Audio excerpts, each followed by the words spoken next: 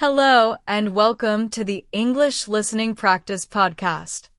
I'm your host, and I am so happy you are here with me today. Do you ever feel like you're always busy, like you're running but not going anywhere important? Or maybe you feel there's a difference between the life you have now and the life you could have. A life with more meaning, more happiness, and more peace. If you feel this way, you have come to the right place. This feeling is a very normal human experience. Many of us hope to grow and feel more fulfilled. Over the next 8 episodes, we are going on a journey together. We will learn all about the famous book, The 7 Habits of Highly Effective People. This won't be a boring book report. I promise the series will be a practical and interesting guide to help you understand and use these powerful ideas in your life. We are aiming for a deep change, a change that starts from the inside. It's about changing how you see the world and how you act in it. So why are these habits so powerful? Stephen Covey's main idea challenges a common trend. He said that for a long time, success was about character. This meant being honest, humble, brave, and fair. It was about who you really are on the inside. But then, things changed. Success became more about personality. This was about your public image, quick fixes, and what other people thought of you. We often see ads for 5 easy steps to success. Covey says these are just personality tricks. To have true, lasting success, you must build your character. Who you are is more powerful than anything you say or do. The 7 habits help us build that strong foundation of character. That is why they are so effective. To understand the habits, Covey explains 3 stages of growth. First is dependence. This is the you stage. You take care of me. I blame you for my problems. This is normal for a baby, but many adults stay in this way of thinking. The second stage is independence. This is the I stage. I can do it. I am responsible for myself. I can make my own choices. Our society often thinks independence is the final goal. It's an important step. The third stage is interdependence. This is the we stage. We can do it. We can work together. We can combine our skills to create something better. Covey says true effectiveness comes from interdependence. It's a choice only independent people can make. This podcast will guide you along this path from dependence to independence, and finally to interdependence. So what are the 7 habits? They build on each other in a specific order. The first 3 habits are the private victory. They help you master yourself. Habit 1, be proactive. Take responsibility for your life. Habit 2, begin with the end in mind. Know your goals and purpose. Habit 3, put first things first. Do the most important things first. The next 3 habits are the public victory. They help you work well with others. Habit 4, think win-win. Look for solutions that are good for everyone. Habit 5, seek first to understand, then to be understood.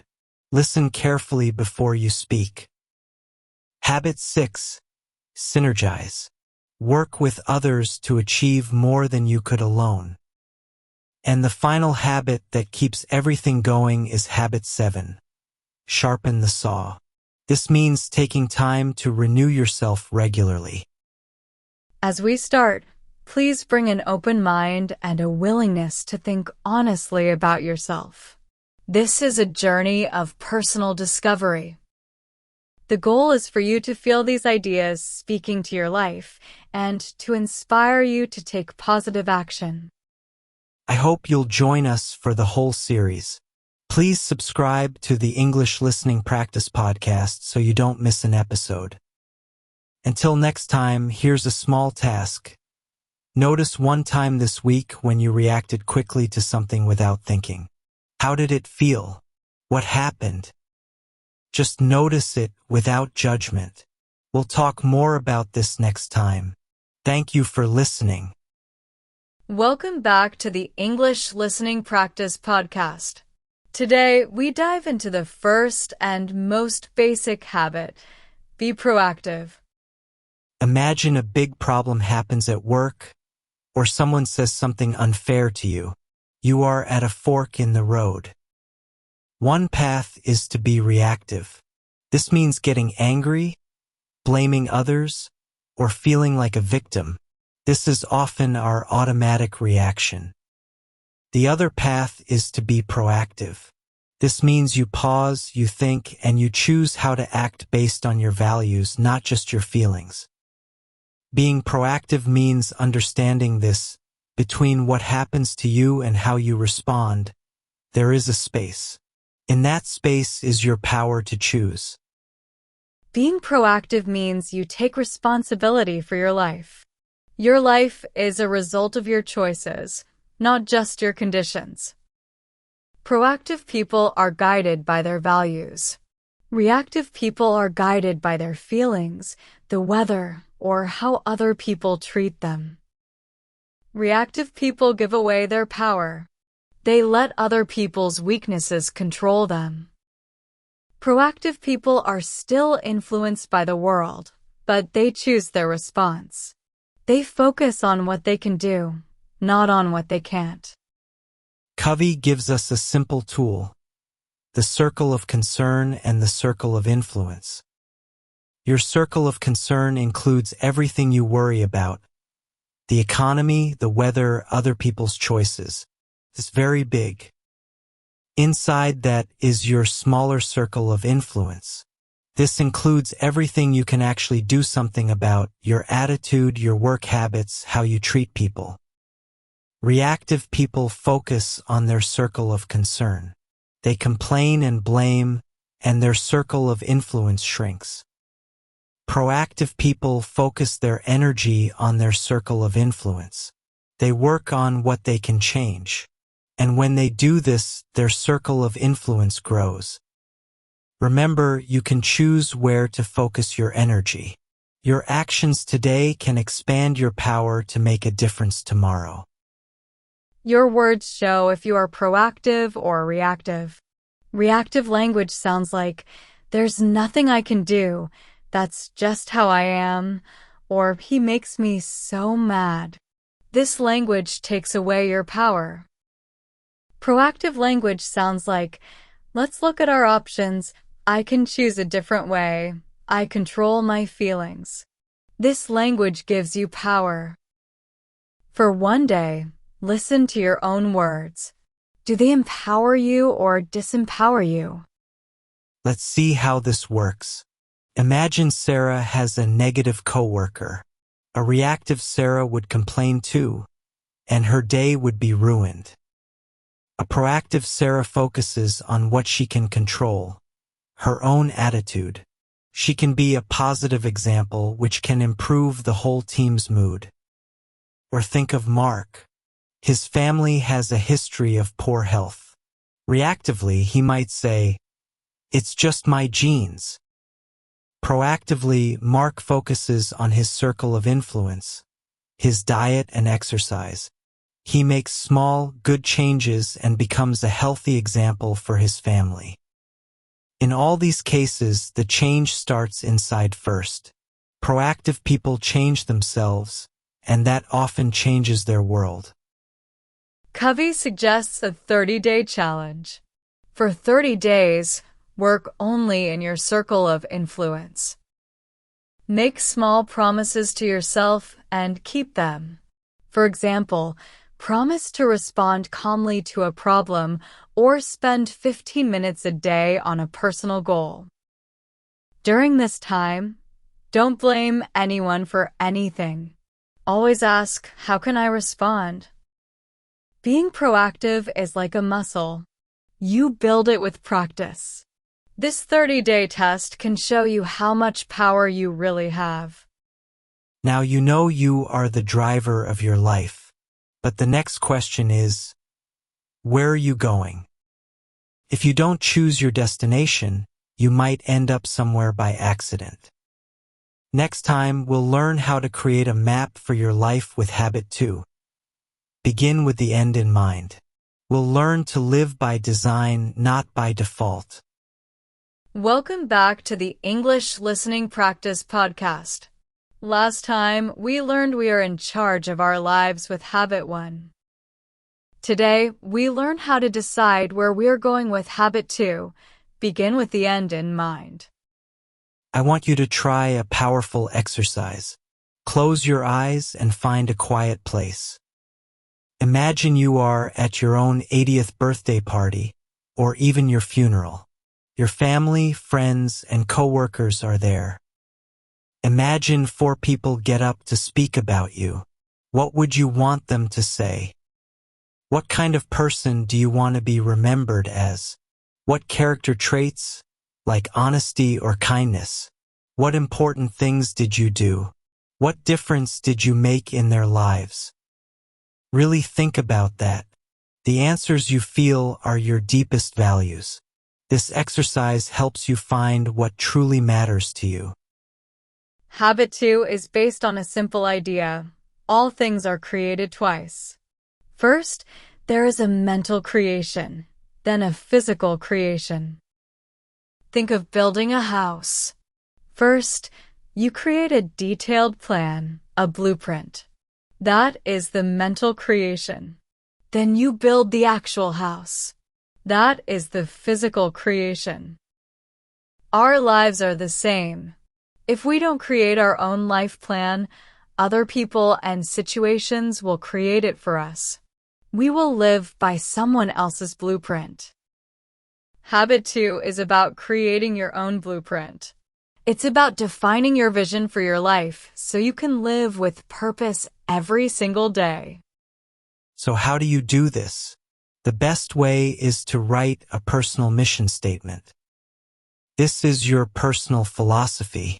It focuses on what you want to be, character, what you want to do, contributions, and your guiding values. Your mission statement is like your personal constitution. It's a stable guide in a changing world. It helps you make good decisions. What goes in it? Your character, your contributions, and your values. For example, I will live with honesty and kindness, make a positive difference, and be guided by respect and learning. Writing it is a process. The act of thinking about these questions is what's most important. You can always change it as you grow. To help you write your mission, think about your core values. What is most important to you? Also, think about your key roles in life. You might be a parent, a friend, a team leader, an artist. For each role, think about what success looks like. As a parent, you might want to raise kind, independent children. As a leader, you might want to help your team succeed. Thinking about your values and roles will give you great ideas for your personal mission statement. Your mission statement has a real impact. It helps you make big decisions. If a high-paying job doesn't match your mission of having a balanced life, your mission statement is a compass that helps you say no. It guides your daily actions like how you parent your children. When you face a tough choice, you can ask, does this move me closer to my end in mind? This gives you great clarity. Many of us live by scripts we learned from our past. Some of these scripts are not helpful. Habit 2 gives you the power to rewrite these scripts based on your own chosen values. You become the author of your own life story. This connects back to Habit 1. You are responsible for the design and direction of your life. This is true transformation. With habit 1, you took charge. With habit 2, you have your destination. But how do you turn your big vision into daily actions? How do you stay on track in a busy, distracting world? Next time, we get very practical. We will explore habit 3. Put first things first. It is the habit of discipline and execution. Welcome back. We know we're in charge, habit 1, and we have our life's blueprint, habit 2. Now we get to the practical part. Today we unpack habit 3, put first things first. Do you ever feel busy all day, but at the end of it, feel you haven't done anything truly important? That's the activity trap. Habit 3 is the secret to getting out of this trap. It's where your proactivity, habit 1, and your vision, habit 2, meet daily discipline. Without habit 3, your vision and goals can stay as just good intentions. To prioritize, Covey gives us the time management matrix. It divides tasks into 4 quadrants based on 2 things, urgency and importance. Urgent tasks need your attention now, like a ringing phone. Important tasks help you achieve your mission and goals. Quadrant I is for urgent and important things. These are crises and problems. We feel stressed if we spend too much time here. Quadrant 3 is for urgent but not important things. These are interruptions that feel important but are not. This makes us feel out of control. Quadrant 4 is for not urgent and not important things. These are time wasters, like watching too much TV. The secret to effectiveness is quadrant 2, not urgent but important. This is for planning, building relationships, exercise, and learning. Effective people focus on quadrant 2. By doing these things, they prevent crises in quadrant I and have the strength to say no to quadrant 3. Quadrant 2 is where the magic happens. It's where you do things that make a huge difference in the long run. This includes long-range planning, investing in relationships, learning new skills, and taking care of your health. Because these things are not urgent, they are easy to put off. But effective people make time for them. Think about your own week. How much time do you spend in quadrant 2? What Q2 activity would make the biggest positive difference in your life? To live in quadrant 2, you need 2 skills, saying no and weekly planning. When you have a clear purpose from habit 2, it is easier to say no to things that are not important. Remember, saying no to an unimportant thing means you are saying yes to something far more important. The key is not daily planning, but weekly planning. At the start of each week, schedule your important quadrant 2 activities first. These are your big rocks. Then, you can fit smaller tasks around them. This makes sure your most important priorities get the attention they deserve. You've now learned the habits of private victory, managing yourself. But a large part of life is about our interactions with others. How do you build relationships where everyone feels like a winner? Next time, we move to the public victory habits, starting with habit 4, think win-win. Welcome back. We have learned the habits of private victory. Now we focus on public victory, which helps us build great relationships. We begin with habit 4, think win-win. Imagine 2 people want the same promotion. In a win-lose mindset, they think, if you win, I lose. They might try to hurt each other to get ahead. Now imagine a team working on a problem. In a win-win mindset, they share ideas and work together to find a solution that helps everyone.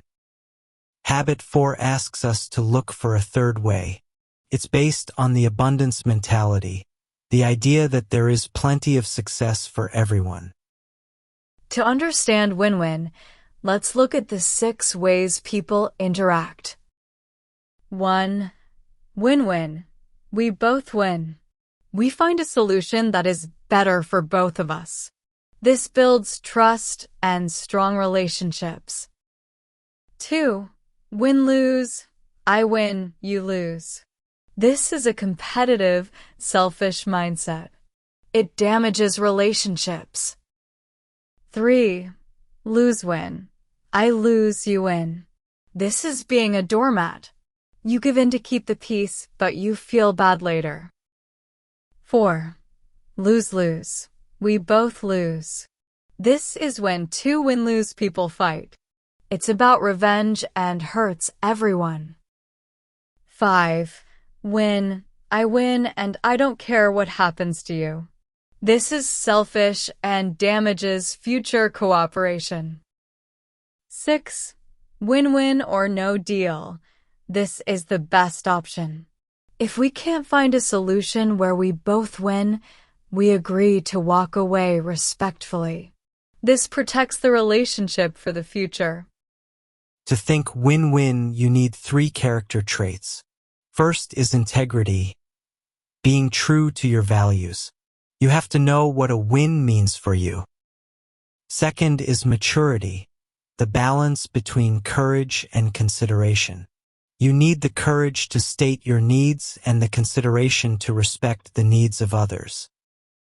Third is the abundance mentality, the belief that there is plenty for everyone. You are genuinely happy for other people's success because it doesn't take away from your own. Thinking win-win is a powerful idea. But how do you actually find those win-win solutions, especially when you disagree with someone? It all starts with a very important skill: deep, empathetic listening. Next time, we will learn the key to all effective communication. Habit 5. Seek first to understand, then to be understood. Welcome back. After learning to think win-win, we now learn the most important communication skill. Habit 5. Seek first to understand, then to be understood. Have you ever been in a conversation where you feel like no one is actually listening? You're just waiting for your turn to speak. This is a huge problem. Most of us don't listen to understand. We listen to reply. Habit 5 tells us to do the opposite. It asks us to truly understand the other person before we try to make them understand us. Empathic listening is listening with your ears, your eyes, and your heart. It's trying to see the world from the other person's point of view. We often give autobiographical responses, meaning we respond from our own experience. We evaluate, we ask questions from our own agenda, we give advice, or we interpret their motives. These responses can shut down communication. The person doesn't feel understood. To listen with empathy, you need to reflect what they say. Rephrase their content in your own words to show you're listening, like, "So, it sounds like the issue is..." Even more powerful is to reflect their feeling. "You sound really frustrated about that." When you do this, the other person feels truly heard. When someone feels deeply understood, they become less defensive and more open to your ideas. Covey calls this giving someone psychological air. Just like we need air to breathe, people need to feel understood to communicate openly. If you rush in with your opinion before they feel heard, you create resistance. But once they have that air, they are much more willing to listen to you. Once you have truly listened, then you can present your ideas with clarity and courage. Now that you can think win-win and listen with empathy, what happens when you put them together? You get something magical. Next time, we explore the habit of creative cooperation. Habit 6. Synergize. This is where 1 + 1 = 3 or even more. Welcome back. We've learned to seek win-win outcomes and to listen with empathy. Now we combine them to create something amazing. Habit 6. Synergize. Have you ever been part of a team where the result was much greater than what anyone could have done alone? Think of a great orchestra, a championship sports team, or a groundbreaking scientific discovery. That is synergy. Synergy is the habit of creative cooperation. It is about valuing the differences in people. When we combine our different perspectives, we can create new and better solutions. Synergy is different from compromise. In a compromise, both sides give something up. 1 + 1 = 1.5. In synergy, 1 + 1 = 3 or more. You work together to create a third alternative, a solution that is better than what either of you started with. It's not about my way or your way. It's about finding a better way together. Now you know how to manage yourself and work with others to create amazing results. But how do you keep doing this without getting tired and burning out? You have to invest in your greatest asset, yourself. Next time, we explore the final, crucial habit of renewal. Habit 7. Sharpen the saw. Welcome back. We have journeyed through 6 habits. Now we come to the habit that makes all the others possible. Habit 7. Sharpen the saw. Covey tells a story about a man trying to saw down a tree. He is exhausted and frustrated. A person asks him, "Why don't you take a break and sharpen your saw? It would go much faster." The woodcutter replies, "I don't have time to sharpen the saw. I'm too busy sawing." Does this sound familiar? Are you sometimes too busy to take care of yourself? Too busy to exercise, relax, learn, or connect with loved ones? Taking time for self-renewal is not a luxury. It is necessary for long-term effectiveness. It is investing in yourself. Habit 7 is about balanced self-renewal in 4 key areas of your life. 1. The physical dimension, your body. This means taking care of your body with good exercise, nutrition, and rest. 2. The social/emotional dimension, your heart. This means building strong relationships with others through kindness, empathy, and trust. 3. The mental dimension, your mind. This means keeping your mind sharp by reading, learning new things, and writing. 4. The spiritual dimension, your spirit. This means connecting with your deepest values and purpose through things like meditation, spending time in nature, or enjoying art. These 4 areas are all connected. When you work on one, you improve the others. This creates an upward spiral of growth. We have now explored all 7 habits. You have the tools for self-mastery and for building great things with others, all powered by renewal. But how does it all fit together to create a truly fulfilling life? In our final episode, we will bring it all together. We will look at how to live these habits every day for lasting transformation. Welcome to the final episode of our journey on the English Listening Practice Podcast. Today, we bring all 7 habits together and talk about how to live them for a transformed life.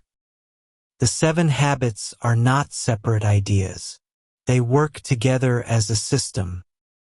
The private victory, habits 1, 2, 3, helps you go from dependence to independence. You take charge, find your purpose, and get organized.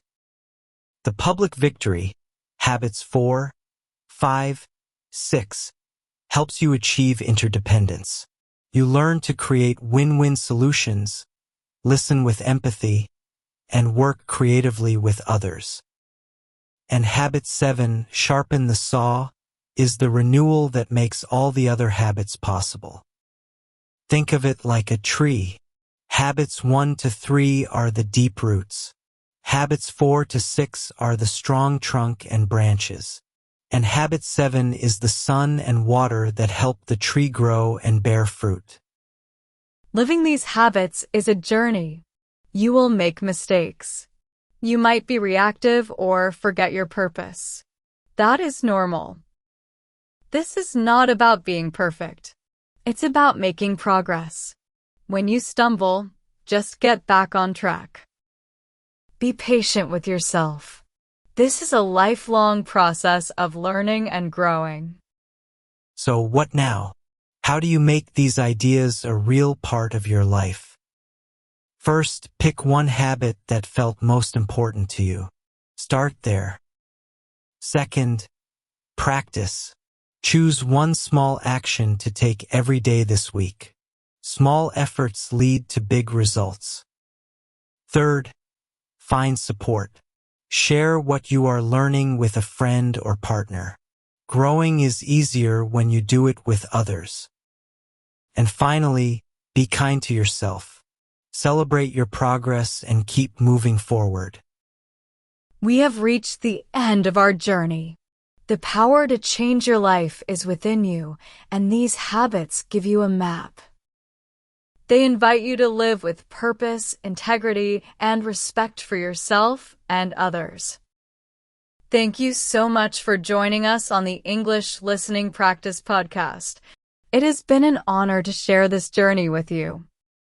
Until we meet again, keep growing and keep building your most effective life. Take care.